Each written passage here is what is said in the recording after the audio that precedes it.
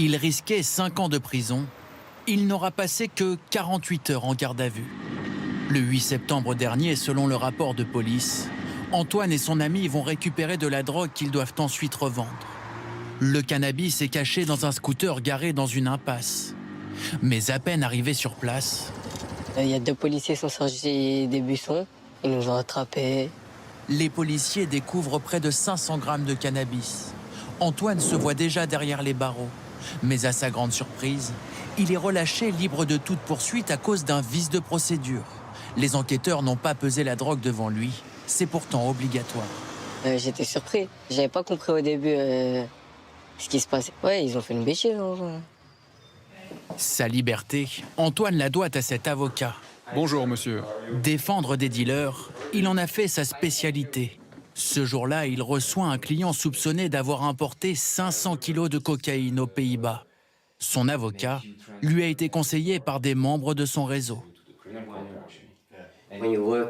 Quand tu travailles avec lui, tu peux voir qu'il est vraiment investi. C'est un tigre. Il est de très bons conseils. C'est ce qui fait sa réputation.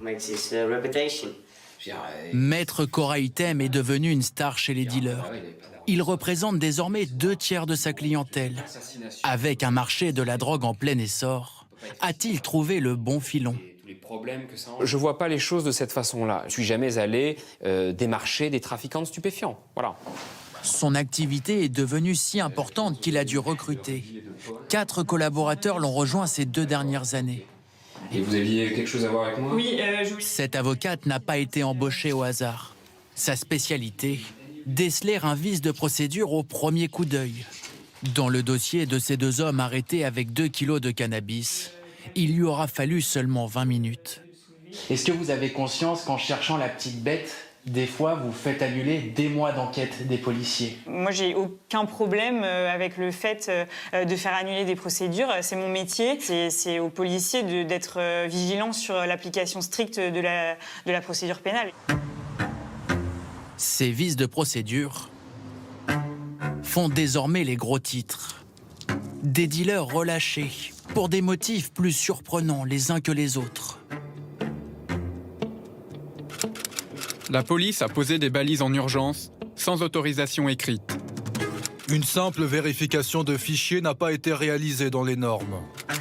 Le chien a mangé une partie des 25 kilos de cannabis. Les trafiquants libérés pour vices de procédure sont-ils de plus en plus nombreux?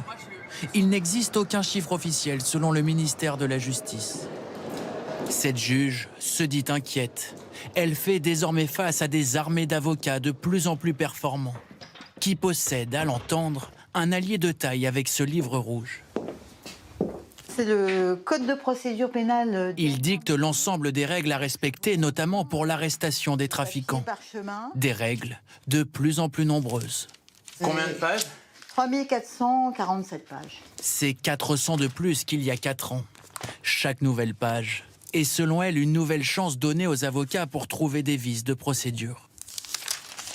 On a l'impression de plus en plus que les règles de forme, et donc qui sont faites pour protéger les libertés, elles sont utilisées par ceux qui ont le plus de moyens, c'est-à-dire le grand banditisme, le haut du spectre, pour s'en sortir à bon compte.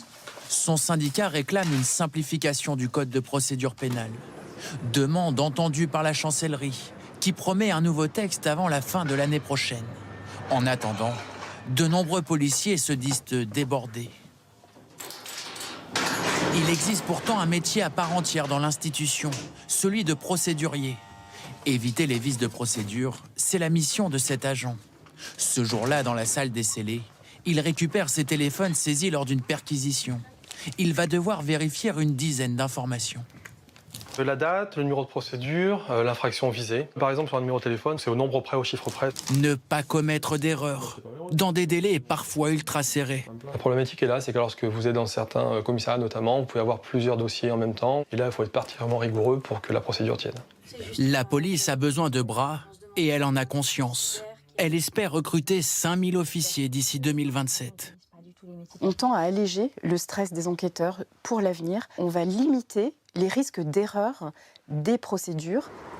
L'an dernier, 36 000 personnes ont été interpellées dans le cadre du trafic de stupéfiants.